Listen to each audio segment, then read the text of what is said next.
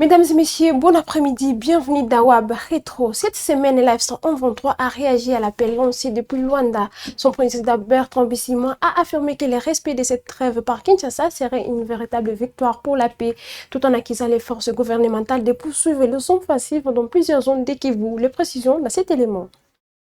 À l'approche du cessez-le-feu appelé par Luanda pour le 18 février prochain, la réaction de l'AFC M23 ne s'est pas fait attendre. Bertrand Bisimwa, président du M23 et coordonnateur adjoint de l'AFC, affirme que le respect de cet engagement par Kinshasa constituerait une victoire pour la paix. Dans une déclaration rendue publique, il estime que tout dépendra de la volonté du gouvernement congolais de ne pas violer une fois de plus ses engagements. Selon lui, la crédibilité du processus repose sur l'arrêt effectif des hostilités et la fin des attaques visant les civils dans les provinces du Kivu. Les responsables rebelles rappellent par ailleurs que l'AFC M23 est déjà engagé avec le gouvernement congolais dans les processus de paix de Doha. Il souligne qu'un mécanisme de cessez-le-feu assorti d'un dispositif de surveillance et de vérification a été mis en place et a récemment abouti à la signature des termes de référence entre les parties. Toutefois, Bertrand Bisimwa accuse les forces gouvernementales et leurs alliés de poursuivre les offensives sur plusieurs fronts, notamment dans les hauts plateaux de Minembwe, ainsi que dans les territoires de Mwenga, Walungu, Kalehe, Walikale, Masisi et Rutshuru. Il appelle ainsi Kinshasa à commencer par mettre fin aux attaques en cours pour donner une chance réelle à la paix. Alors que la date du 18 février approche, les regards restent tournés vers les terrains, où la concrétisation du cessez-le-feu demeure les véritables tests de sincérité pour les protagonistes de ces conflits qui secouent l'est de la RDC. Sur le terrain, à peine 48 heures après l'entrée en vigueur du cessez-le-feu proposé par Joao Lourenço, les armes peinent déjà à s'éteindre à l'est du pays. Les FARDC et la 123 se sont accusés mutuellement de violations dans les nord et les sites Kivu. Communiqué contre communiqué, chacun a dénoncé vendredi dernier des attaques et interpelle la communauté nationale et internationale. Suivez cet élément pour en savoir plus. 48 heures seulement après l'entrée en vigueur du cessez-le-feu annoncé par l'Angola en faveur de l'Est et de la République démocratique du Congo, l'AFC M23 et les forces armées de la République démocratique du Congo se jettent déjà la responsabilité de la poursuite des affrontements sur les terrains. C'est vendredi, en début d'après-midi, c'est l'armée congolaise qui a rendu l'appareil un jour après avoir été accusée par la rébellion. Dans un communiqué rendu public, les FARDC informent la communauté nationale et internationale que l'armée rwandaise et ses supplétifs de l'AFC M23 ont attaqué ses positions dans les provinces du Nord Kivu et du Sud Kivu en violation du cessez-le-feu suggéré par son Excellence Joao Lourenço, président de la République d'Angola, lit-on. Dans cette correspondance signée par le lieutenant Mac Azukai, les FARDC ont cité nommément les localités ayant fait l'objet des offensives de l'AFC M23 et alliés. Des incursions qui, selon elles, dénotent de la volonté de l'armée rwandaise et ses supplétifs de torpiller les processus de paix en cours. Cette alerte tombe seulement quelques heures après celle de l'AFC M23, accusant l'armée congolaise et alliée d'avoir pris d'assaut ses différentes positions et les cibles civiles à Minembwe, Mikenge, Karingi et sur l'ensemble des hauts plateaux du Sud Kivu. À son tour, l'organisation politico-militaire que dirige Corneille Nangaa a pris en témoin la communauté nationale et internationale dont elle plaint par ailleurs le silence, l'inaction et la complaisance face à des crimes graves. Ces accusations mutuelles, qui ne sont pas à leur premier essai, tombent au moment où plusieurs observateurs ont exprimé leur scepticisme quant à l'efficacité du cessez-le-feu angolais en République démocratique du Congo. Face à la détérioration continue de la situation sécuritaire et humanitaire dans l'est de la République démocratique du Congo, l'Union européenne a annoncé le déblocage de 81,2 millions d'euros d'aide d'urgence, une enveloppe destinée à soutenir les déplacés et les communautés vulnérables, mais aussi les réfugiés congolais dans les pays voisins. Plus d'explications dans cet élément.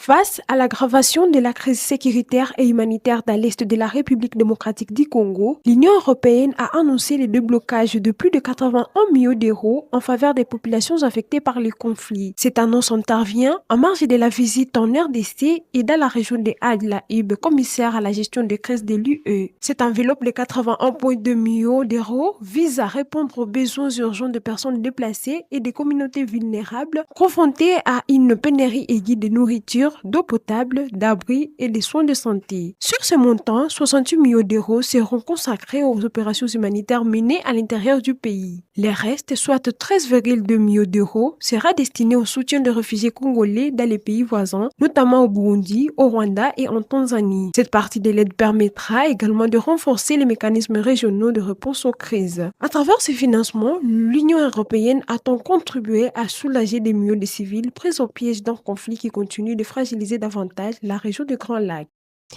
Dans ce contexte, la commissaire européenne Adila Ib hausse le ton en faveur d'un accès humanitaire sans entrave. Arrivée à Goma vendredi, elle a multiplié les rencontres avec les acteurs humanitaires avant de se rendre à l'hôpital d'Endosho soutenu par le CICR. Objectif, évaluer l'ampleur de la crise et plaider pour un acheminement sécurisé de l'aide. Reportage.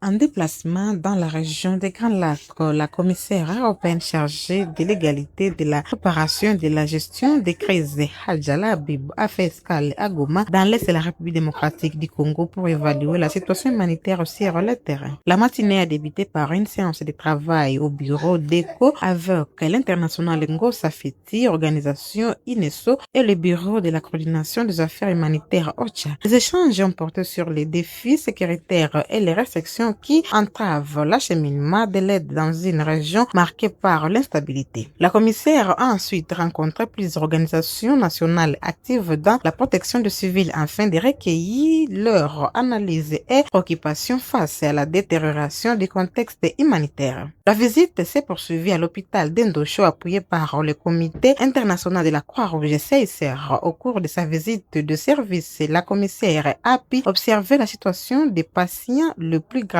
atteints et s'entretenir à toute confidentialité avec 2 femmes hospitalisées. Sur les réseaux sociaux, Adila Ib a affirmé être venu évaluer la situation humanitaire et défendre un accès humanitaire sans entrave, réaffirmant la solidarité de l'Union européenne envers les populations affectées. L'accès humanitaire et la possible réouverture de l'aéroport de Goma devraient figurer au centre des discussions. La veille, la commissaire se trouve au Rwanda dans le cadre de cette même tournée régionale. À l'issue de sa rencontre à Goma avec Adila Ib, commissaire européenne à la gestion des crises et à l'aide humanitaire de l'Union européenne, Corneille Nangaa a annoncé vendredi une mesure qualifiée d'humanitaire. La libération de plus de 41 mineurs et d'une centaine de femmes associées au FARDC et Wazalendo, ainsi que celle des 230 militaires FARDC pris en charge médicalement par l'AFC 123. Ces propos sont ici. De bonne foi, et surtout par le fait de voir que la commissaire est venue à cette terre qui a toujours été considérée comme si, avec des mensonges, comme si c'était. Nous avons fait des grosses annonces et nous avons pris des grandes décisions. Notamment, nous avons plus de 41 jeunes mineurs qui étaient au FARDC et au Wazalendo, que nous avions arrêtés à Goma. Nous les avons libérés. Aujourd'hui, on a pris la décision de les libérer. Dans la même logique, nous avons identifié une centaine de femmes qui étaient associées aussi au Wazalendo et FARDC, qui étaient arrêtées à Rumangabo. Nous venons de les libérer aussi. Et bien plus, nous avons ici 230 FARDC pris en charge par le mouvement, par l'AFC 23, et qui sont en soins au niveau du camp Kachindou. Nous les avons aussi libérés, et c'est pour montrer que non, nous voulons la paix. Nous ne sommes pas des guerriers, nous ne sommes pas des batailleurs. Ce sont des signes que nous avons donnés, un signe de bonne foi, pour permettre à ce que les choses avancent. Nous croyons à une solution politique et nous tenons à la solution politique. Mais si on nous impose une solution autre que politique, nous nous défendrons. Oui, politiquement, est-ce que cette rencontre... À Béni, le président de l'Assemblée nationale, Aimé Bodji Sankara, a entamé jeudi dernier une tournée de paix et de solidarité au chevet des populations durement éprouvées par l'insécurité. À la tête d'une délégation de députés du Nord Kivu, il est venu exprimer sa compassion et soutenir la représentation nationale dans un territoire marqué par les tueries des civils et l'afflux massif de déplacés. Reportage. À la tête d'une délégation des députés du Nord Kivu, le président de l'Assemblée nationale, Aimé Boji Sangara, est arrivé à Beni ce jeudi 19 février 2026 via l'aéroport de Mavivi, où il a été accueilli par les députés nationaux du territoire ainsi que par plusieurs autorités politico-administratives. Cette visite s'inscrit dans le cadre de sa tournée de paix et de solidarité. Les territoires de Beni, aujourd'hui terre d'accueil des nombreux déplacés, fuyant les zones occupées des Kivu, continuent de faire face à une situation sécuritaire préoccupante marquée par des tueries massives des populations civiles. Sur place, Aimé Boji a déclaré être venu compatir avec les habitants de cette partie du pays durement éprouvée. Il a souligné que sa présence traduit la compassion et le soutien de la représentation nationale, mais aussi la volonté d'accompagner les efforts de stabilisation. Pour ces vacances parlementaires, j'ai choisi de venir passer quelques temps ici avec mes compatriotes du Nord Kivu. Je suis ici à Beni dans le Grand Nord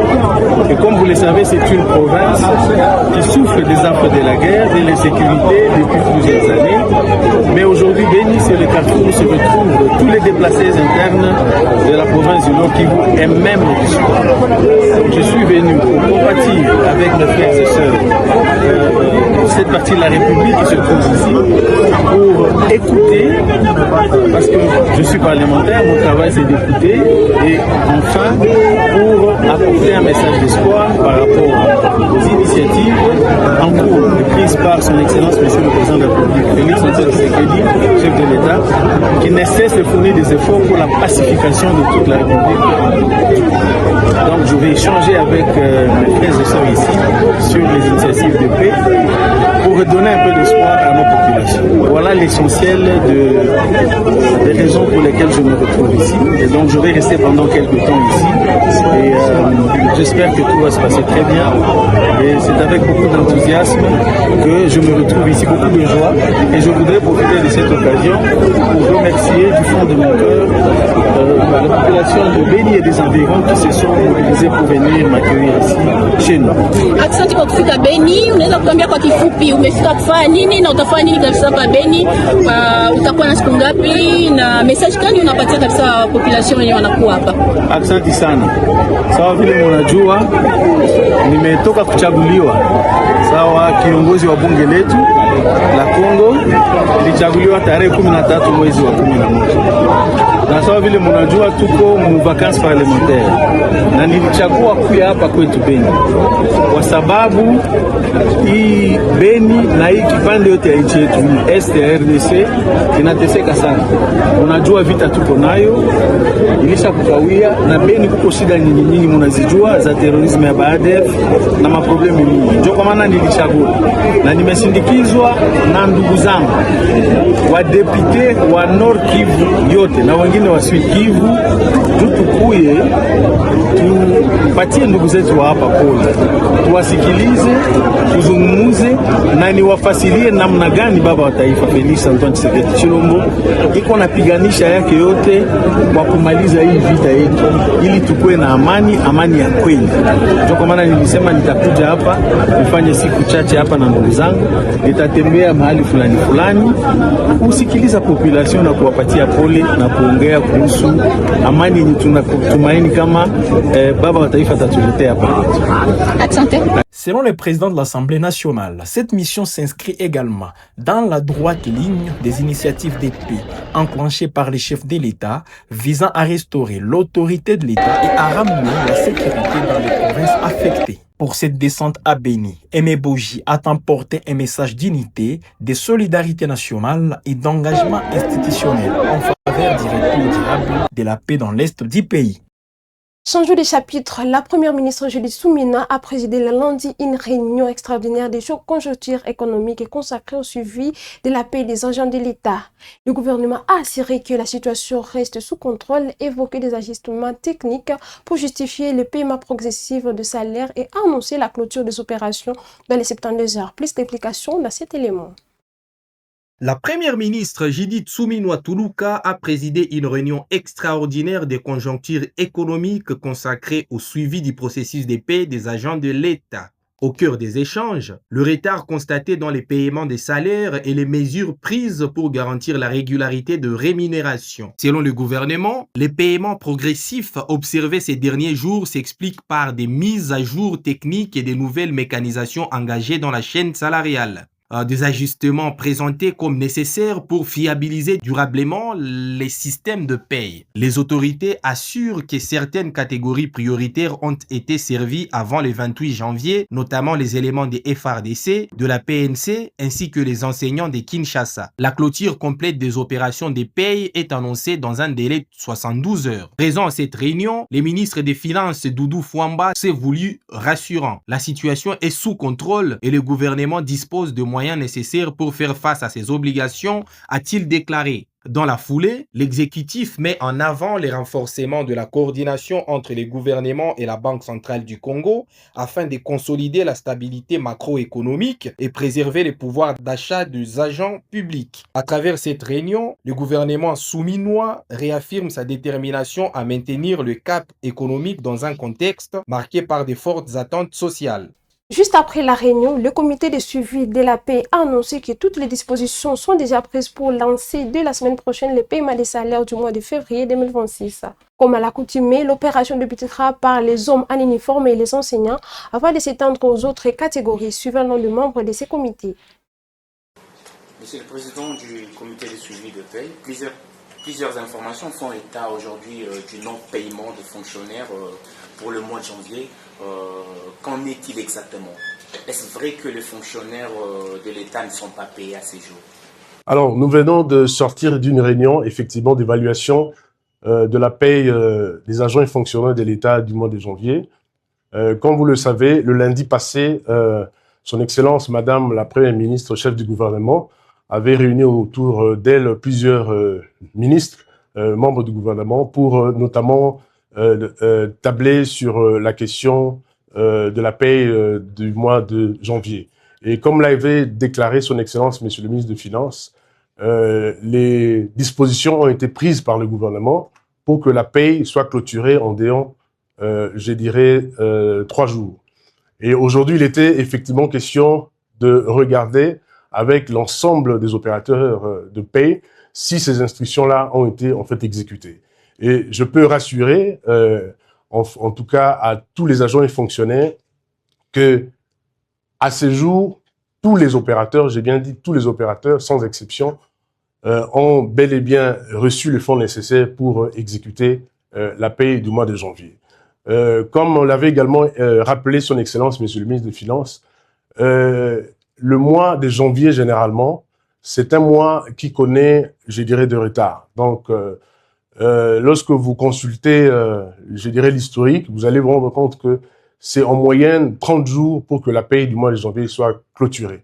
D'ailleurs, pour le mois de janvier 2026, lorsqu'on fait le calcul, on est à moins de 30 jours. Et je pense que c'est un point important à souligner pour montrer à quel point le gouvernement, je dirais, est engagé à régulariser, je dirais, la situation de la paie des agents, en fait, des fonctionnaires de l'État. La plus grande question qui se pose en ce moment, à quand le début de la paie du mois de février?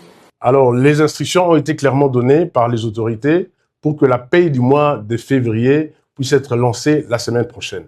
Et au cours de cette réunion, il est également question au niveau technique de voir avec les services intervenants dans la chaîne de la paie, y compris les opérateurs de paie, pour trouver, je dirais, un mécanisme de prise en charge très rapide de la paie qui sera lancée. Et bien évidemment, en suivant la séquence des priorisations qui est déjà connue. C'est-à-dire qu'on va commencer par le 3 secteurs, je dirais, prioritaires, pour ensuite enchaîner avec les autres catégories.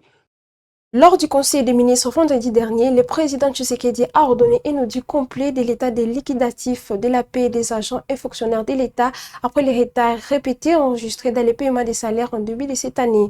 Les chefs de l'État ont incité sur l'urgence de maîtriser une masse salariale en constante augmentation. Les détails dans cet extrait du compte rendu lu par le ministre Patrick Mouyaya.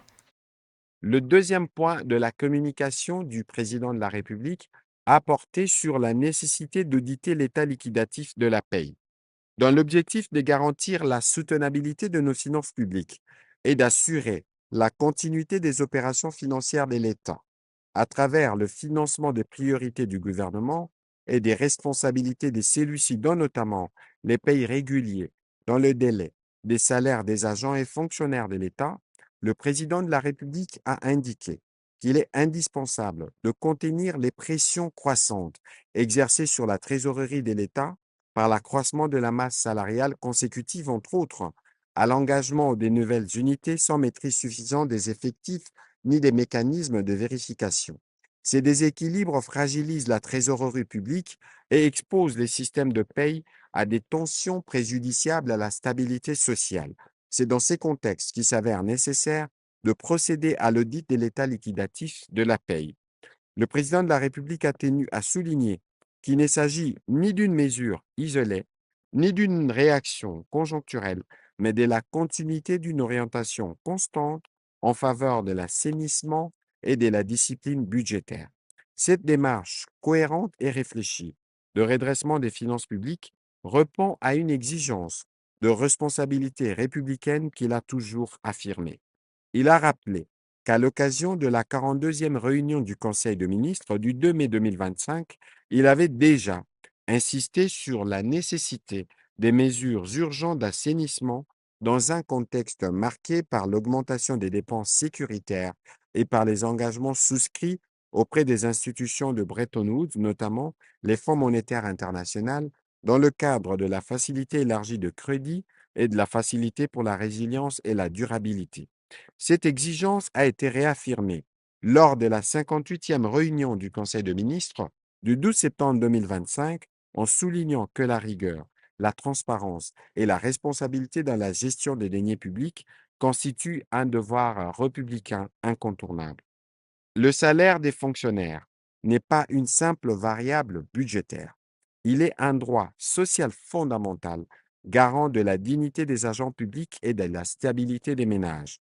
Assainir la paye ne vise donc nullement à fragiliser les agents régulièrement engagés, mais à les protéger contre les dysfonctionnements et les charges indues qui menacent la soutenabilité du système et provoquent des retards socialement inacceptables.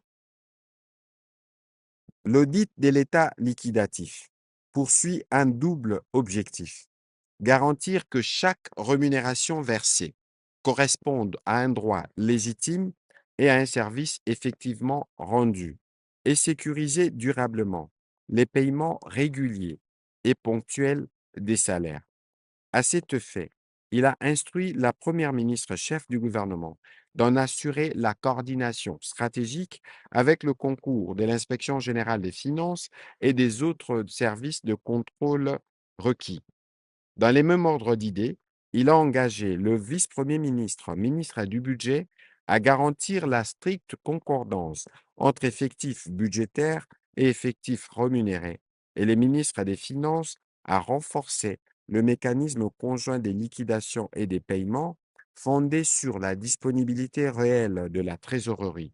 Cette démarche vise à préserver la justice salariale, la stabilité sociale et garantit un cadre macroéconomique viable dans un esprit d'équilibre entre rigueur budgétaire et responsabilité sociale. Les résultats de l'audit ordonné sont attendus dans un délai de 30 jours.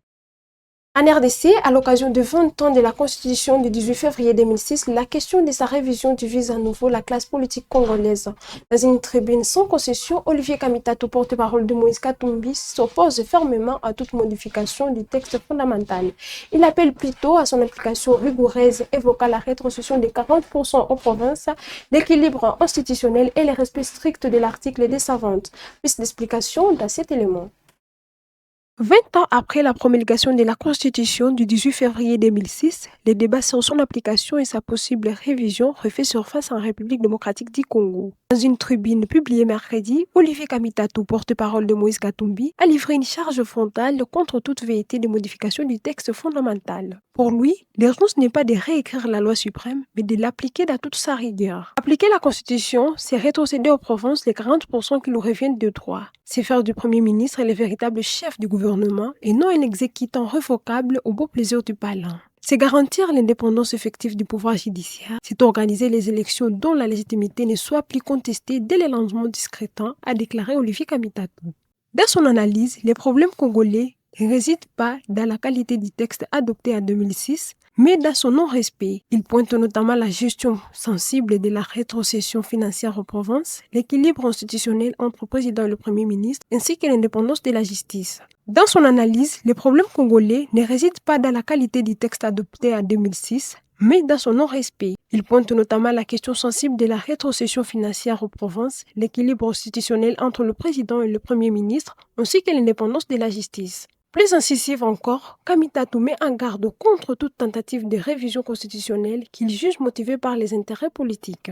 Celui qui veut changer la constitution de 2006 ne veut pas améliorer la République. Il veut se débarrasser des limites que la République lui impose. On ne change pas les règles du jeu quand on a perdu la confiance du peuple, on rend les clés. Au cœur de son plaidoyer figure également l'intangibilité de l'article 220, souvent cité dans les débats institutionnels, qui verrouille certaines dispositions essentielles du texte constitutionnel. Selon lui, la crise congolaise est avant tout une crise de gouvernance et de respect de l'état des droits. Le Congo n'a pas échoué parce que la constitution serait mauvaise. Il a échoué parce qu'elle n'est pas appliquée. Changer le texte ne résoudra rien. Respecter l'article 220 garantit la légitimité des institutions, restaurer l'état des droits, voilà l'urgence. 20 ans après son adoption, la constitution de 2006 demeure pour le proche de Moïse Katumbi non pas un obstacle mais un cadre à défendre.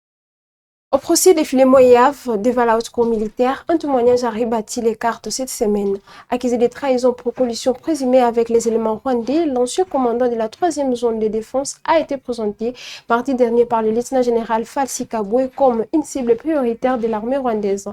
Un ultimatum lancé en 2022 au Nord Kivu contre 6 généraux congolais a été également évoqué à la barre. Suivez ces récits pour en savoir plus.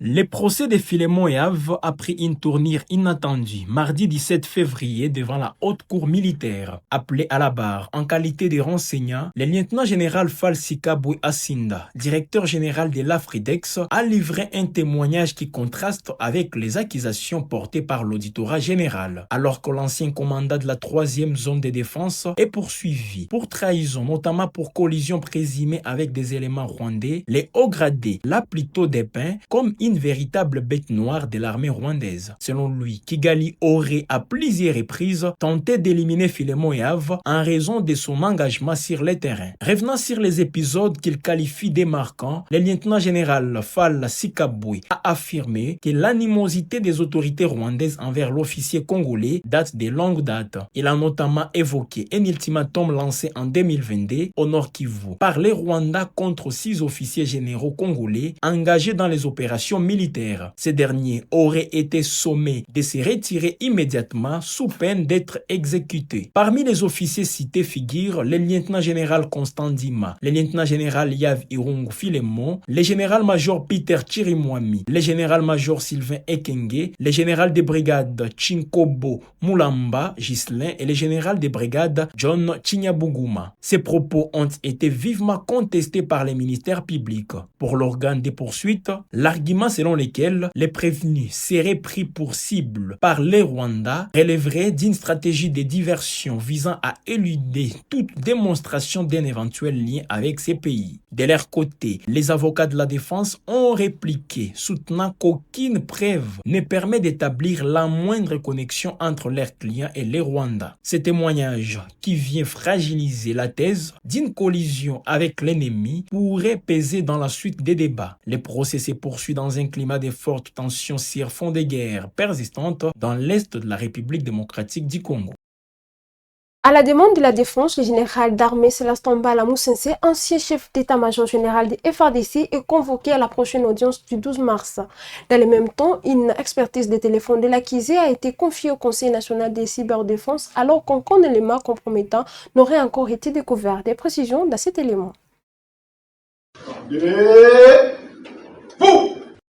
Le procès du lieutenant général Philémoyav Irong connaît un nouveau rebondissement. À la requête de la défense, la haute cour militaire a ordonné la comparution à l'audience du jeudi 12 mars prochain du général d'armée Célestin Mbala Moussensé, ancien chef d'état-major général des FARDC et supérieur hiérarchique direct de l'accusé au moment des faits incriminés. Pour les avocats du prévenu, l'audition de l'ancien patron des forces armées de la République démocratique du Congo est essentielle afin d'éclairer la chaîne de commandement et des contextes opérationnels dans lesquels les décisions contestées auraient été prises. Ils attendent de montrer que leur client agissait dans le strict respect des ordres reçus et des procédures militaires en vigueur. Autre décision majeure, la haute cour militaire a réquisitionné le Conseil national de cyberdéfense pour procéder à une expertise technique approfondie des téléphones du lieutenant général Yav. Saisi depuis 4 ans par l'auditorat général des FARDC dans le cadre de l'instruction de ces appareils, n'aurait jusqu'ici révélé aucun message ou élément numérique susceptible détailler les accusations de trahison, notamment pour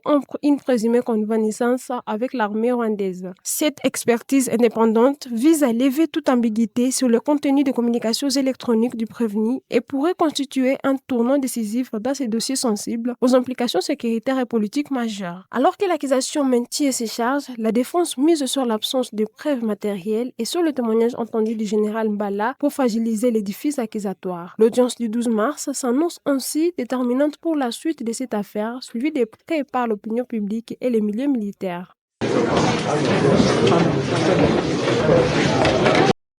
Cette semaine, la RDC a franchi une nouvelle étape dans la relance de son aviation civile. À l'aéroport international d'Ndjili, le vice-premier ministre des Transports Jean-Pierre Bemba a présidé jeudi la réception officielle d'un Boeing 737-800 destiné à Air Congo, une acquisition stratégique qui s'inscrit dans la vision du président Félix-Antoine Tshisekedi de faire de la RDC un hub aérien régional. Reportage. Sous un soleil radié sur les tarmacs de l'aéroport international d'Ndjili, le vice-premier ministre, ministre des Transports, Voies des Communications et Désenclavement Jean-Pierre Bemba a présidé jeudi la cérémonie officielle de réception d'un nouvel appareil Boeing 737-800 au profit de la compagnie aérienne nationale Air Congo. L'événement empreint de symbolisme marque une étape concrète dans la relance et la modernisation du transport aérien en République démocratique du Congo. L'avion flambant neuf a été accueilli en présence du directeur général d'Air Congo, Mesfin Birou Welde Georgis, et la représentante de la ministre du portefeuille, Jilimbu Ishiku, ainsi que de plusieurs membres du conseil d'administration de la compagnie. Dans son allocution, Jean-Pierre Bemba a insisté sur la vision stratégique portée par le chef de l'État Félix Tshisekedi, faire de la RDC un véritable hub aérien régional en Afrique centrale. Cette acquisition s'inscrit pleinement dans la dynamique impulsée par le président de la République, a-t-il déclaré. Nous ouvrons progressivement de nouvelles lignes internationales vers Johannesburg, Cotonou, Douala, Entebbe, Nairobi, Dar es Salaam et Lagos. Ce Boeing 737-800 d'une capacité d'environ 160 à 189 passagers selon la configuration vient renforcer une flotte encore modeste mais en pleine reconstruction. Avec plusieurs années de difficultés, Air Congo, successeur spirituel de l'ex-Congo Airways, mise sur ses acquisitions progressives pour reconquérir des parts des marchés domestiques et régionaux tout en améliorant la connectivité intérieure du pays, un enjeu majeur pour un territoire aussi vaste que la RDC. La cérémonie a également été l'occasion de saluer les efforts des équipes techniques et administratives impliquées dans les négociations d'acquisition et la préparation logistique. Des images diffusées par les ministères montrent l'appareil stationné fièrement devant les terminals avec les officiels posant devant les fuselages aux couleurs nationales. En sport, pour terminer, le partenariat de 4,8 millions d'euros signé entre l'AS Monaco et la RDC est désormais dans les viseurs de la justice française. Le parquet national financier a ouvert une enquête pour des soupçons de corruption, de blanchissement d'argent et de détournement de fonds publics et demande la transmission urgente du dossier au parquet de Monaco. Le détail de cet élément. Le partenariat conclu entre l'AS Monaco et la République démocratique du Congo est désormais au cœur d'une enquête judiciaire en France. Le parquet national financier, PNF en sigle, a ouvert des investigations visant les contrats de sponsoring signés en juillet dernier entre le club monégasque et le ministère congolais des Sports pour un montant de 4,8 millions d'euros sur 3 ans. Centre des interrogations, la promotion de la marque institutionnelle RDC Cœur de l'Afrique, censée renforcer l'image et l'attractivité du pays à l'international à travers le football. Mais selon l'institution judiciaire française, des soupçons de corruption, de blanchiment d'argent et de détournement de fonds publics entoureraient les conditions de conclusion et d'exécution de cet accord. Le PNF, juridiction spécialisée dans la lutte contre la grande délinquance économique et financière, estime que certains flux financiers pourraient relever de sa compétence. Toutefois, l'AS Monaco étant juridiquement implanté en principauté, le parquet français réclame désormais la transmission en urgence du dossier au parquet judiciaire de Monaco, territorialement compétent. À ce stade, aucune mise en examen ni condamnation n'a été prononcée. L'ouverture d'une enquête ne présume pas de la culpabilité de parties concernées, mais cette affaire pourrait avoir de répercussions diplomatiques et politiques, notamment en RDC où la gestion des fonds publics pourrait susciter de vives réactions. En réaction à cette information, le ministre des Sports et Loisirs a rejeté catégoriquement les accusations relayées en premier par le média français L'Équipe. Dans un communiqué, le ministre contexte avec la plus grande fermeté toute allégation de détournement de fonds, de blanchissement ou de corruption. Il a précisé que le partenariat évoqué avec l'AS Monaco avait été validé par les instances gouvernementales compétentes exécutées dans les stricts respect des règles financières, contractuelles et budgétaires en vigueur. C'est la fin de cette page rétro. Mesdames et messieurs, merci de l'avoir suivi. N'oubliez pas de liker, commenter et partager toutes ces informations. À toutes et à tous, bon dimanche chez vous.